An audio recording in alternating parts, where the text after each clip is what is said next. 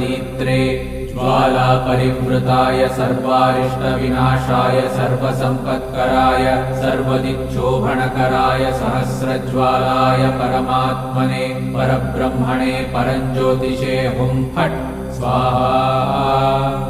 ॐ श्रीं ह्रीं ऐं क्लीं कृष्णाय गोविन्दाय गोपीजनवल्लभाय पराय परमपुरुषाय परमात्मने परकर्म मंत्र यंत्र तंत्रौषधास्त्र शस्त्राणि संहर संहर मृत्योर्मोचय मोचय आयुर्वर्धय वर्धय क्षिप्रारोग्यं च कुरु कुरु सर्वकार्यसिद्धिं कुरु कुरु।